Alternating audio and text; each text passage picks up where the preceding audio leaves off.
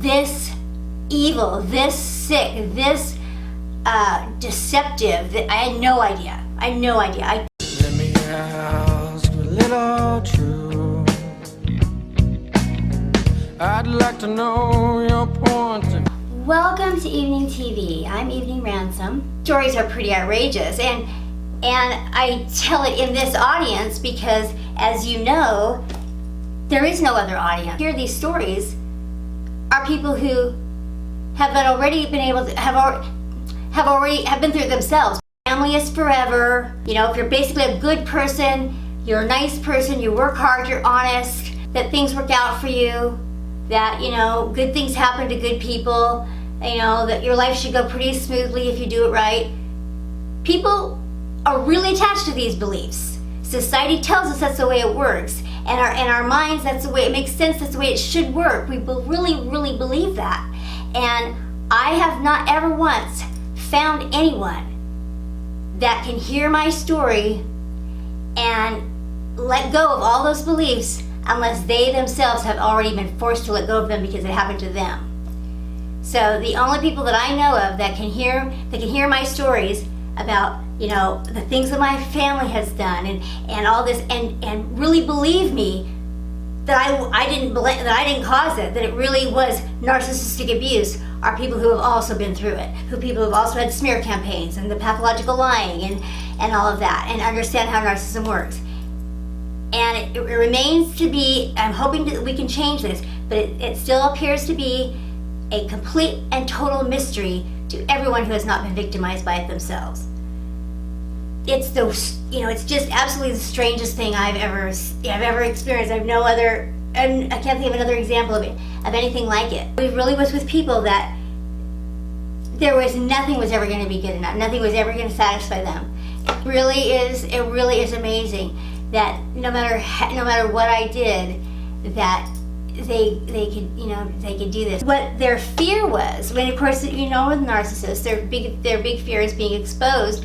Their big thing is that they hold on to this false persona, this story they tell themselves about who they are, about how they're superior, about how they've got it all wired, how they've never made any mistakes, how, you know, they're the greatest and everyone's envious of them, and they've got it all, if they have any problems with anybody, it's not their fault, it's somebody else's fault, and all that kind of stuff, because they're so righteous and perfect. Okay, so you're not busy, puffing them up and going along with that, then they don't want anything to do with you. And if they think you're a threat, which, basically, in some of my other things I've talked about, before this whole thing happened, I was really struggling with depression, and it had just haunted me for years, and it just kept getting worse.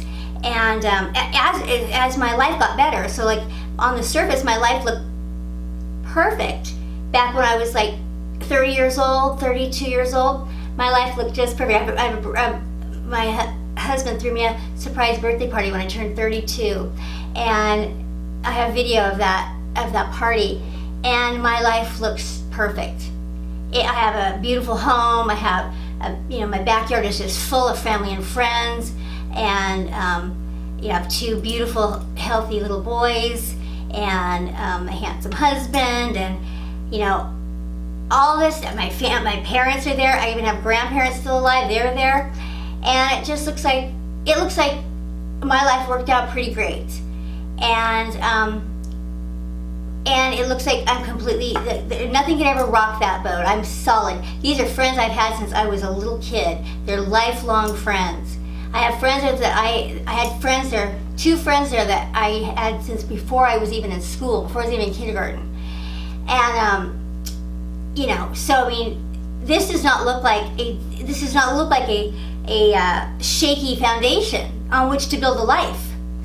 But it really was, because 1 year later, all those people are gone. All those people are gone.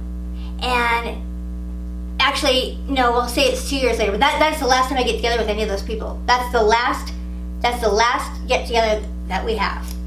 And the last, them. And I actually believe I actually believe that that was by design. I believe that he gave that birthday party so that he could set a precedent, so that he would have all their contact information, and so that he would have contacted them once on a different premise, with no conflict or anything, so that it wouldn't seem completely awkward when he started contacting them when he was trying to, badmouth me a year later. But it's so, and it took me a few years to realize that. I was watching the video one day, and I realized that. I was like, I bet he was setting the stage, because he really did. This thing was so orchestrated. He had layered it. It took him a decade to pull the whole thing off. It was a layered thing that he laid the foundation very carefully, and it went off basically flawlessly for him, and to an absolute devastating effect. And ultimately, in the stories that I'll tell in my storytime videos, a lot of the stories I'll tell, they're mostly going to be about the different things that happened along this, along this relationship, and even things that have happened since. But because they're just so outrageous. But it's a really good insight into, really what a really serious predator is like. And also my husband is, all the other things unique about it is he is actually diagnosed with antisocial personality disorder. And that's in my channel trailer. I talk about that when that happened. But I actually have a written diagnosis. I have a video about that too. But so the perfect storm is, I'm completely vulnerable, and the whole thing kicks off with basically this depression, as all this stuff goes on. I get more and more isolated because I'm withdrawing from people because of this depression, and then I have a heart attack, and I literally die. I have a near-death experience. I literally die, and it's that's very traumatic as well. But what's especially traumatic is the reaction I'm getting. I'm dying in front of my husband, and he doesn't drive me to the hospital. He leaves me to die. I was really vulnerable. I had no protection because I had an abusive family, and I was completely clueless, and I met up with a really bad guy. And so all of those things combined made it just the perfect storm for basically everything you could imagine happening. The worst case scenarios happened in my case, which is the making of a really hard life, but the making of hopefully a really great book, and hopefully a vast amount of knowledge and experiences that I can use to help you out, help you avoid the mistakes that I made, and also inspire you, because that happened to me. What happened to that lady?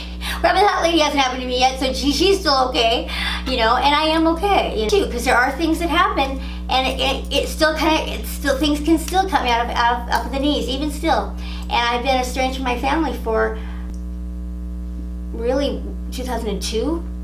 So, but here's the thing: the whole time we're still trying to sell our houses and move to Mexico. But in the minute, I am still within just a few minutes of all of the abusers, because until my kids were 18, we had to stay here, and then when they were 18, we were going to move away and let them heal and all that. And as you know, right when that point came, my oldest son died, and so that kind of stalled me there for the next couple of years. And so we're finally, we're trying to get back on track to get moved. But anyway, so this whole time I've been right here, which the biggest thing about that is that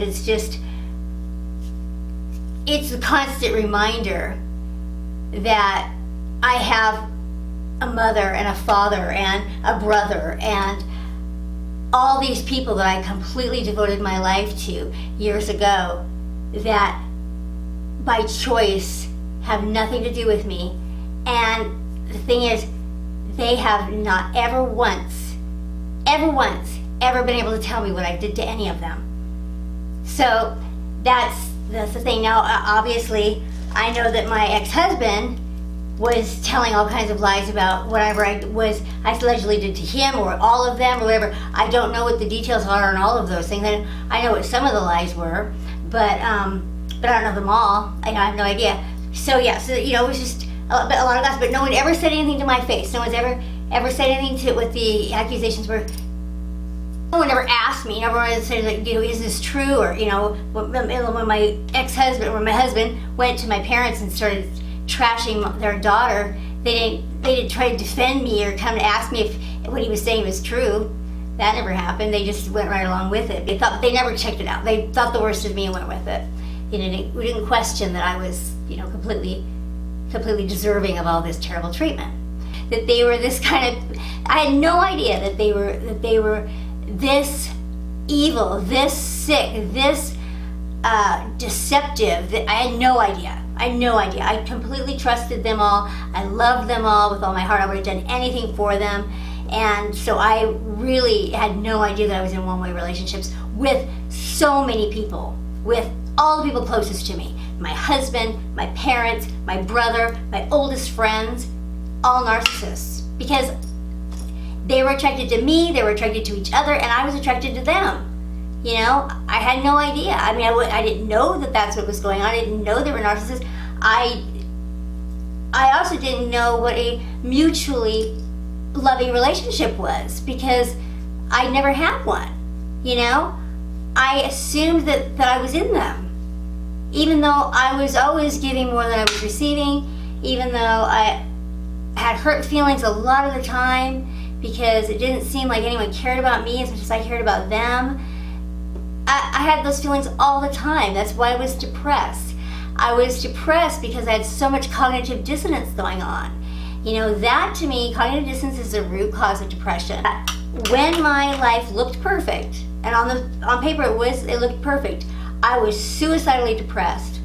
And when everything fell to pieces and my life was in shambles, I wasn't happy, but I was not depressed. I was not suicidally depressed. I was in the I gotta fix my life mode. This really sucks. I can't believe this happened. I was, just overwhelmed with how brutal and cruel and everything it was, how just unbelievable it was.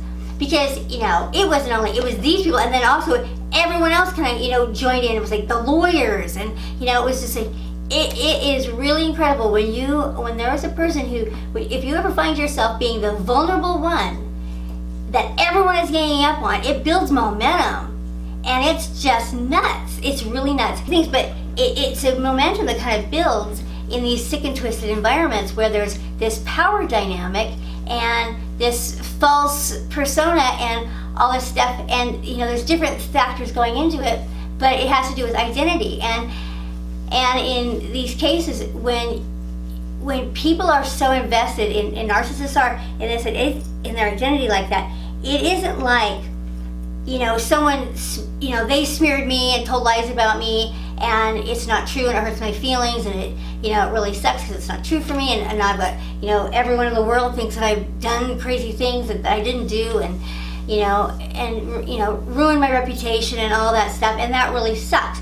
But it is what it is. If that had happened to them, it would be like they were dying. It would be like they would disappear. They would, if they don't have their persona, if they don't know if they lose who they want you to believe they are as good as dead. That's how they think of it. And so that's why they fight so ferociously to protect their image, because it's not just an image to them, it's life or death to them. We know the formula of how the abuse goes, but how they do it, is different in each case. And in my case, some of the things are pretty outrageous because of the level of mental illness, the level of hostility, and just the group think, the group mentality, the kind of ganging up mentality that happens when you get a group of people who are, lack empathy. They are, busy reinforcing each other's false story, and they've chosen this scapegoated person who threatens all their stories, who knows the truth, and they've told each other that I'm going to go blab it around to people, which is the funniest thing is that They were actually teaching me what the truth was in their doing all this, because I had no idea. Because you believed all of this so much.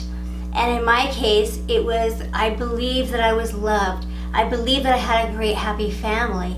I believed that my friends cared about me as much as I cared about them. I believed that I was going to live in this place and raise my kids and have a happy life, and that I was appreciated and doing, you know, that this was meant to be, and all of it was wrong.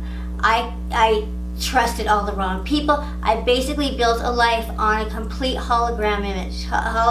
All of that party when I turned 32 was like a hologram.